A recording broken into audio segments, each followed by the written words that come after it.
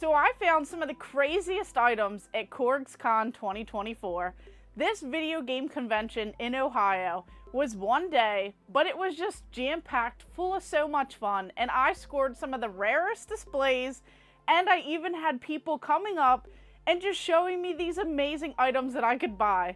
So let's just go ahead and check out this amazing video game convention. Hey guys, we are out here at CORGS. This is in Columbus, Ohio, and everyone is still setting up. It is bright and early, so I can't wait to see what awesome items are gonna be out here, so stay tuned. So this little guy right here, I had this as a kid, and I think my mom actually threw it away.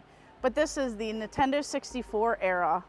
So here we have Yoshi, this like little beanbag toy. You know, when Beanie Babies, everyone was out there getting those. I got one of these and I was super happy. And then we have this really awesome turtle sleeping bag. So this guy right here is from 1988. So I'm super excited to add that into the collection. Have to get something Nintendo as well. And I definitely appreciate it. Yeah, no problem. Thank you. Yeah, no So this convention is in Columbus, Ohio, and it is jam-packed full of video games, toys, just so much cool stuff. And right away, when I saw Chucky from the Rugrats, I knew that this was going to be such an amazing time. Just finding some of these 90s items, even earlier items, and just having a great time. This is a gigantic plush animal. So this is like so crazy that they had this big, huge 1998 Rugrats Chucky doll. So this is definitely going to make a great addition into the Nickelodeon section. And that's not all, because the items just kept on coming. So these are vintage Nintendo book covers. So this is a set of 5, it looks like, and there's Donkey Kong 64, Mario Kart 64, Zelda. So it looks like these would be something that you would put on your school books. And I know I was never cool enough to have these, but those are very cool to see. It says 2002 on there. But I think I'm gonna have to get a set. And then this right here looks to be really cool. So this is the Japanese version, Mario Kart 64. You have this branding. This is like a little, looks like a RC type of car. And this is, yeah, it looks like you control it by doing that. So I've seen a lot of the American ones, the North American versions, but I have not seen this Japanese version at all. And then of course everything else on here, not even sure what this is, but this says Super Mario RPG. Looks like a vintage VHS tape. You have all of these like little cards for it as well, Super Mario RPG. All of these awesome trinkets. A lot of these are going to be Japanese, these like little figures. This is a really cool table that has so much cool like promotional stuff on here. Even this up here, I'm not even sure what that is, but it says not for sale, so that's probably some promo for the Dreamcast game, I would assume. And just all of these other crazy cool displays.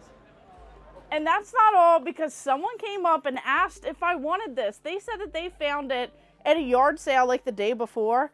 This is Doom Eternal. This is the GameStop, like the point of sales. They have this crazy marketing kit. So here it shows you everything that's included. You have the GameStop store leader that it's addressed to. You have a counter card, mini cubes, trifold sell sheet. You have the engagement letter, 25 Doom Eternal posters, Doom Demon stickers, 20 of each design, 6 designs contained in one small box. It looks like you get all of this from Bethesda. There's just so much cool stuff in here, all marketed for this particular game. Just having, you know, these like little counter displays, never even put together, used, set up, just the pre-order information that you would get. This is just so cool. And I just can't believe that now I have like all these cool posters and all of this stuff, just never been opened, displayed, anything like that. So that just literally walked up to my area, my little table that I had set up where all of the special guests were. So this convention was just insane. You had so many fun YouTubers there. You had game developers, you had artists, you had so many historians and different people that are just so passionate when it comes to the gaming community. And for someone to approach the table and ask if I was interested in it, that is so cool because I love those display items. I love all of these like crazy kiosk signage, counter displays, standees, and the list goes on. So that is just so cool. But seeing all of my friends is probably the best part of this convention, and Gary puts on an amazing convention. There were so many vendors there, just more than I've ever seen, especially from the previous year, just a larger space, seeing all of this cool rare stuff, like that amazing Atari Sears kiosk that I had never seen before. So you guys definitely want to check out that video. But there were so many fun things and people were so nice. It was just a blast, you know, checking out some other cool things. So this was actually given to me. It says to Gamer Ahmer from Harley. And that is obviously related to Game Closet. So that is his daughter. That is just so cool that she actually made this cool little, you know, gift bag for me. And it's just really neat. So she actually took the time to draw out the different Ninja Turtles, and there's 5 because one teleported or something along that line. But I think she was drawing it off of this box. So you see the 4 turtles, and then of course Mikey's on there twice.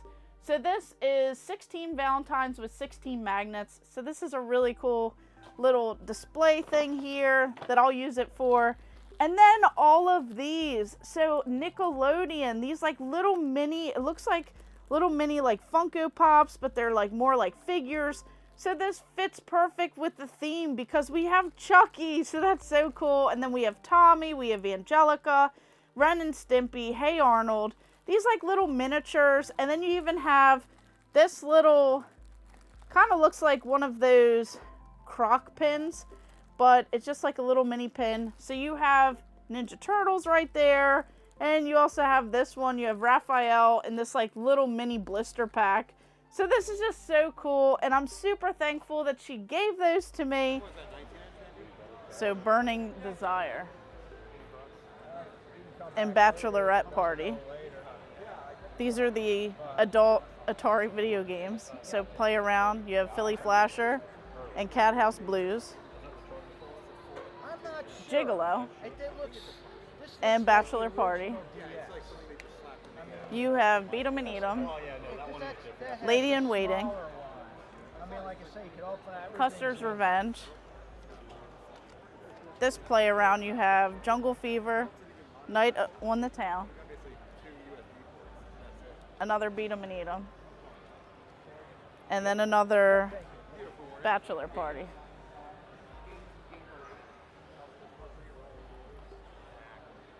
Some of those are the double enders, and they come with the leatherette case with the key and all that. Yeah, because I don't have these ones, but I have Custer's. I have those sealed, but I don't have the play around ones. So they're very cool. You know, when you're a dealer in the 90s, you get a hold of stuff. I also advertised in magazines. You ever hear Computer Shopper? They're long gone. I'm not too sure. But when Kitty City went out of business, all the distributors contacted me. But some of them you're allowed to pick and choose. One of them you had to buy semis of. It's like, I couldn't do that. So I just never expected to stumble into this vintage Atari banner that would have been at the Atari Service Factory Authorized Network. This is just so cool. Getting this from someone who got it directly from the Atari employee. Just someone who, you know, had these like crazy development items, these crazy rarities, store displays, just so much. Just insane. So of course I would stumble into one of the rarest Atari items at the convention. This was the only banner that I have ever seen for this Atari Service. This factory authorized network. Now, doing a little bit of research, this right here is just so hard to find. There are so many people that find the paperwork and some of the parts that you would, you know, use to replace some of your Atari consoles, different things like that, but finding the actual banner that employees would have had and then having these amazing binders. It is just so wild to find this like crazy rare stuff. And then of course, my buddy, Retro Rob, he actually hooked me up with this. So this was actually designed, and this was like a print that they had. So I just love it. It's like pizza and turtles. So you have Teenage Mutant Ninja Turtles, you have the Pizza Hut logo, and then this is like a game. So you have all 4 of the turtles, all their different weapons are on skateboards.